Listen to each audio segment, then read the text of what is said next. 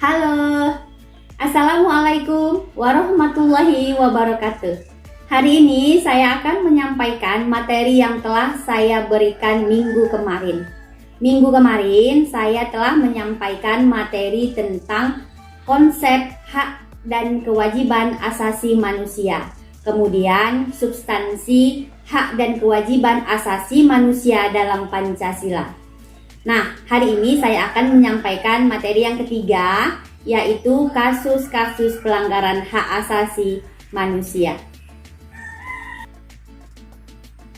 Oke, kita akan bahas dulu yang pertama, yaitu penyebab pelanggaran hak asasi manusia.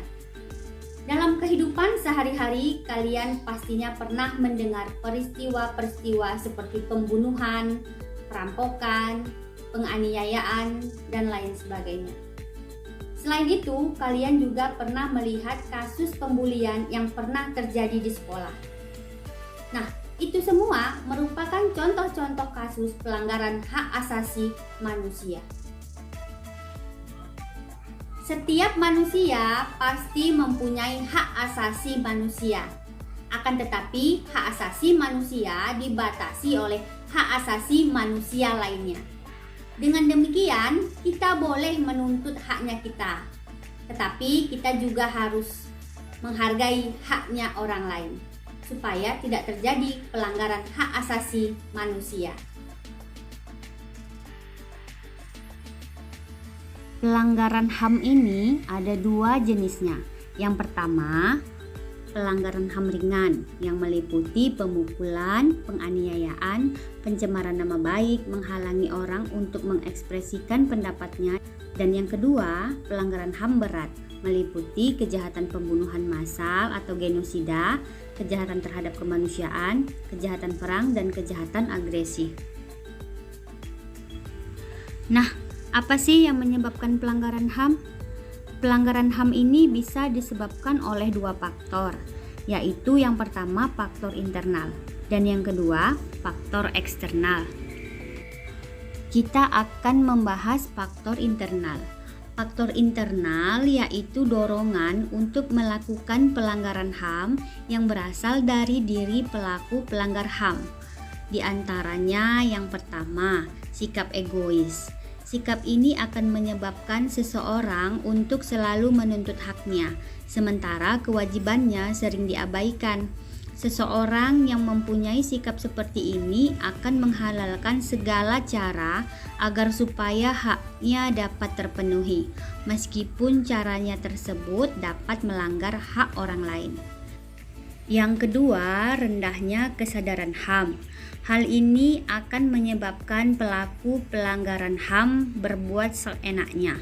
Pelaku tidak mau tahu bahwa orang lain pun mempunyai hak asasi yang harus dihormati. Sikap tidak mau tahu ini berakibat munculnya perilaku atau tindakan penyimpangan terhadap hak asasi manusia. Nah, yang ketiga, sikap tidak toleran. Sikap ini akan menyebabkan munculnya saling tidak menghargai dan tidak menghormati atas kedudukan atau keberadaan orang lain. Sikap ini pada akhirnya akan mendorong orang untuk melakukan diskriminasi kepada orang lain.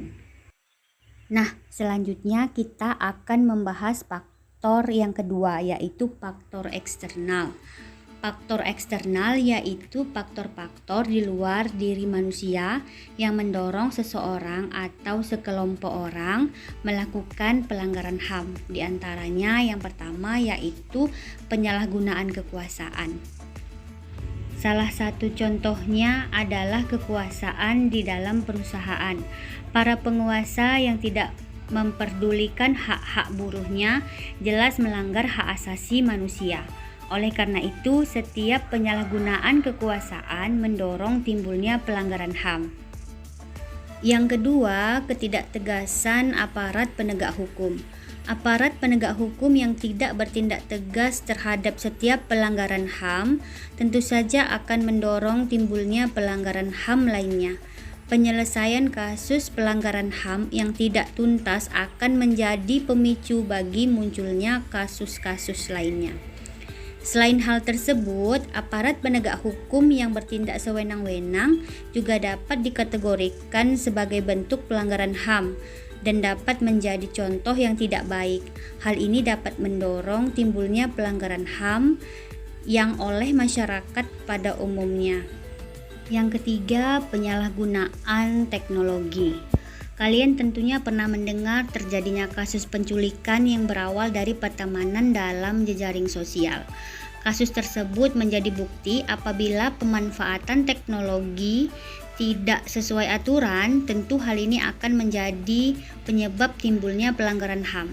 Selain itu, kemajuan teknologi dalam bidang produksi ternyata dapat menimbulkan dampak negatif. Misalnya, pencemaran lingkungan yang bisa mengakibatkan terganggunya kesehatan manusia. Nah, yang keempat, kesenjangan sosial dan ekonomi yang tinggi. Pemicunya adalah perbedaan tingkat kekayaan atau jabatan yang dimiliki.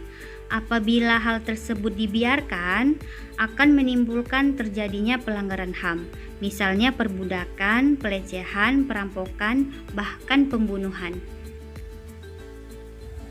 Sekarang kita akan membahas salah satu kasus pelanggaran hak asasi manusia yang pernah terjadi di Indonesia. 1. Kerusuhan Tanjung Priuk. Peristiwa berdarah ini terjadi pada 12 September tahun 1984. Latar belakang kerusuhan Tanjung Priuk adalah sikap pemerintah Orde Baru yang represif. Bentuk represi yang dilakukan terhadap umat Islam misalnya dilarang melakukan ceramah tanpa izin, dilarang memakai kerudung bagi anak SMA, serta penekanan terhadap organisasi dan partai politik Islam. Di Musola As-Saadah yang terletak di Tanjung Priuk diadakan ceramah-ceramah yang mengkritisi kebijakan-kebijakan pemerintah Orde Baru. Terjadilah konflik antara jamaah dan pasukan keamanan yang berujung pada penahanan. Saat para demonstran bergerak menuju kantor polsek dan koromil setempat, mereka sudah dikepung oleh aparat bersenjata. Dalam kasus ini, 24 orang dilaporkan tewas. Keputusan majelis hakim terhadap kasus ini menetapkan 14 terdakwa, seluruhnya dinyatakan bebas. Selanjutnya, kasus Marsinah. Marsinah adalah seorang aktivis dan buruh pabrik pada masa Orde Baru, bekerja pada PT Catur Putra Surya, Porong, Sidoarjo, Jawa Timur yang diculik dan kemudian ditemukan terbunuh pada 8 Mei tahun 1993 setelah menghilang selama 3 hari. Mayatnya ditemukan di hutan yang berada di Dusun Jegong, Desa Wilangan dengan tanda-tanda bekas penyiksaan berat. Hasil otopsi menyimpulkan Marsinah tewas akibat penganiayaan berat. Dan masih banyak kasus-kasus pelanggaran HAM yang terjadi di Indonesia. Kamu bisa mencarinya lebih dalam lagi dari berbagai sumber. Nah, demikian yang dapat saya sampaikan. Semoga video ini dapat menambah pengetahuan kamu belajar dari rumah. Sampai jumpa.